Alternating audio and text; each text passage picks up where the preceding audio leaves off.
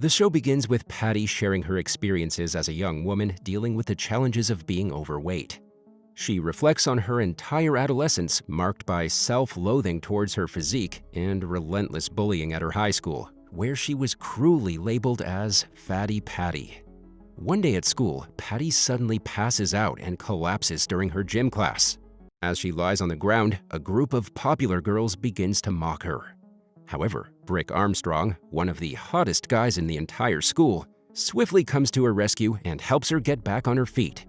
Afterward, with the help of her best friend Nani, Patty asks Brick on a date to thank him for his help earlier. Unfortunately, he responds with a cold rejection, emphasizing that his actions were merely out of kindness. Following the upsetting rejection, Patty finds herself alone outside a store. Finding a bit of comfort in a candy bar, she later encounters a homeless man who cruelly labels her as Fatty and tries to snatch her candy bar. In a burst of emotion, Patty lands a punch, breaking the man's nose. However, the man quickly retaliates and strikes a punch, resulting in her broken jaw. 3 months later, the homeless man takes legal action against Patty. With this, we're introduced to Brick's father, Bob Armstrong, a lawyer who offers his services pro bono. In addition, he also has experience coaching beauty pageants and reflects on an incident that marked his downfall as a pageant coach. In a flashback, it is revealed that his client, Dixie Sinclair, ultimately loses when another contestant defeats her during a pageant finale. Struggling to cope with the defeat, her mother, Regina, intervenes and resorts to falsely accusing Bob of molesting her daughter. This unjust accusation subsequently results in his ostracism from the entire community, leading to his isolation from opportunities within both the legal realm and the pageant industry. Returning to the present, Patty's appearance has seemingly undergone a remarkable transformation during her recovery following the broken jaw. Immediately upon encountering Bob, she regards him as her knight in shining armor, resulting in an immediate and intense infatuation. Simultaneously, Bob is entranced by Patty's potential to shine as a beauty queen. Consequently, he abandons the initial strategy of pursuing a plea agreement and instead opts to argue for self-defense. Bob Bernard, a rival of Bob Armstrong, representing the opposing stance in the case, unveils a surprising revelation. He asserts that an eyewitness named Donald, the store clerk, has come forward to validate their argument.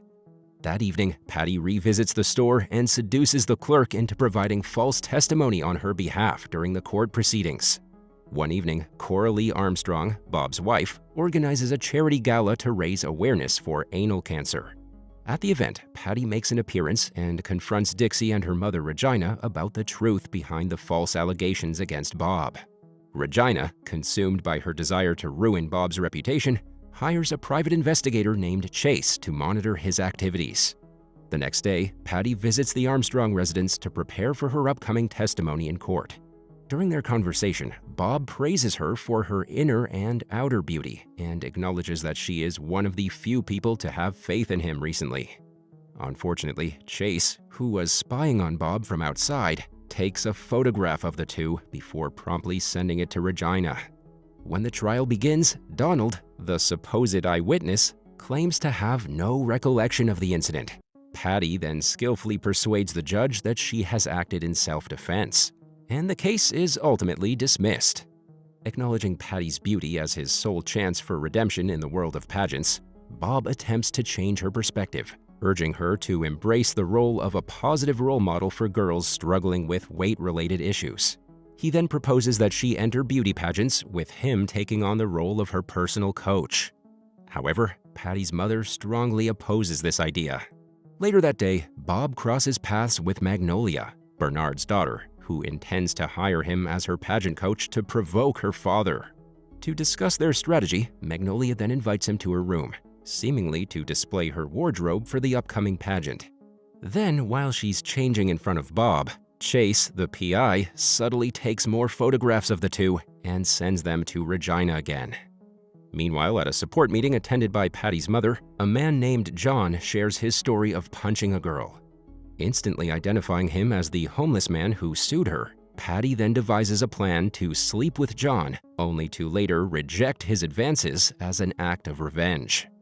Following her strategy, Patty accompanies John to a motel that evening. However, before she can set her plan in motion, John gets heavily intoxicated and dozes off. Fueled by anger over this missed opportunity, Patty then resorts to dousing John with alcohol and snatching his matchbook. Moments later, Bob, who's struggling with his own hardships, receives a call from Patty. Instead of resorting to arson, she decides to participate in pageants, defying her mother's objections. The following day, Patty wakes up in her bed, hungover and struggling to recall the events. At school, she walks through the hallway, her peers, including Brick, failing to recognize her. While in class, discussing local news, a student informs the class about a man in critical condition following a motel fire. Immediately, Patty starts to panic, recalling her encounter with John the previous night when she came dangerously close to setting him on fire. Nani, upon learning the details of the incident, decides to leave school early to conduct her own investigation at the hospital. Feeling increasingly guilty, Patty reaches out to Bob to seek his advice in this situation. Elsewhere, Coralie pays a visit to the Bernards' residence to meet Etta May. Surprisingly, when Bob Bernard answers the door without his shirt on, she offers to come inside and help him iron his shirt. Strangely, he leaves Coralie alone in his house as he heads off to investigate the motel fire case.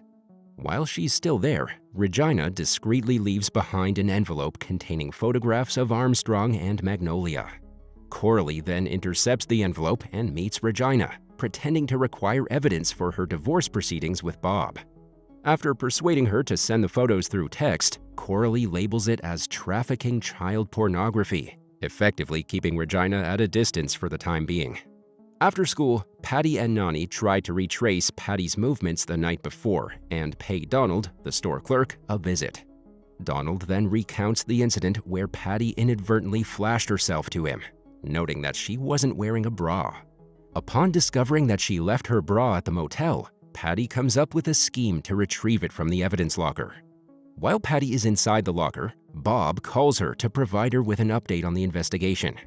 However, upon discovering her intent to steal evidence, he emphasizes that they require a strong alibi instead, as witnesses have seen her interacting with John, the homeless man. Subsequently, Patty and Nani return to Donald, confident that security footage from the store would support their efforts. Upon inspecting the video's timestamp, it becomes clear that it falls short of providing a reliable alibi. So, in a bold move, they decide to recreate the conditions of the previous night by getting Patty intoxicated. Unfortunately, this plan backfires, as it only leads to Patty being hospitalized at the exact facility where John is undergoing treatment. In a surprising turn of events, it is also revealed that Regina, who accused Bob of molesting her daughter, was having an affair with his underage son, Brick. As they drive away, the two get into a minor car accident on their way back home. Without hesitation, Regina swiftly exits the vehicle and flees the scene to avoid being spotted by any potential witnesses. Meanwhile, John notices Patty as she wanders through the hospital corridors and implicates her in the incident. However, Bob swiftly unravels the truth upon discovering the smoke alarm battery hidden in John's pocket. Only at that moment does it come to light that a match had inadvertently sparked the vodka-soaked bed as he tried to light a cigarette. Eventually, John confesses to falsely implicating Patty in order to clear his own name. Once the others have left, Patty approaches John seeking an apology for her broken jaw. However, he responds coldly, rebuffing her gesture. Frustrated by his apparent lack of remorse, Patty responds with a harsh remark, wishing for his death. To her astonishment, at that very moment, John suffers a sudden cardiac arrest and passes away. The following week, Bob takes Patty to Alabama to acquaint Patty with the world of pageants. Utilizing his connections to secure backstage access, he devises a plan to seek guidance from his mentor regarding Patty's lack of control. Although Patty agrees to accompany him, her sole intention is to seduce Bob during his time apart from his wife. While in Alabama, Patty comes across Stella Rose, the director of the Miss Bareback Buckaroo pageant and Armstrong's former mentor. During her time there, she also forms a friendship with the reigning pageant queen, Roxy. Yet, Roxy's friendly demeanor in the fiercely competitive world of pageants raises considerable doubts about her motives towards Patty. Meanwhile, back in their town, Nani's jealousy escalates to a new level as she becomes increasingly concerned about Bob potentially harming Patty. She then pays a visit to Donald, requesting to borrow his car. Nani then explains her urgent need to rescue Patty from what she perceives as a dangerous situation with the alleged molester, who is also her lawyer and pageant coach. While Donald offers to accompany her on the trip to Alabama, Dixie, who also happens to be present at the store, overhears their conversation. Seizing the opportunity, Dixie joins them and proposes that she also wants to come along, with the aim of gathering more evidence against Bob. This leads to an unexpected trio, Dixie, Nani, and Donald, taking off on a journey to Alabama with the mission of spying on Bob and Patty. During their road trip, a shocking revelation comes to light when Dixie confesses that her mother, Regina, fabricated the allegations against Bob Armstrong. Back in Alabama, Stella Rose proposes a strategy to Bob, adopting the roles of good cop and bad cop in an attempt to rein in Patty's unrestrained behavior. When Armstrong requests Patty to demonstrate her pageant walk, the outcome is far from ideal. Throughout their stay in Alabama, Armstrong assigns Patty tasks she resents, all under the guise of testing her ability to follow directions. However, Stella's plan serves as a cunning tactic for Stella to manipulate Patty, turning her against Bob and ultimately luring her into her own guidance. Fortunately, Bob quickly grasps Stella's scheme, leading to a confrontation in her hotel room. However, Bob is taken by surprise by her advances, exposing their romantic history. Later, Bob heads back to his hotel room, only to find Patty waiting there to seduce him. Already agitated by Stella's flirtatious behavior, Bob firmly declines Patty's advances.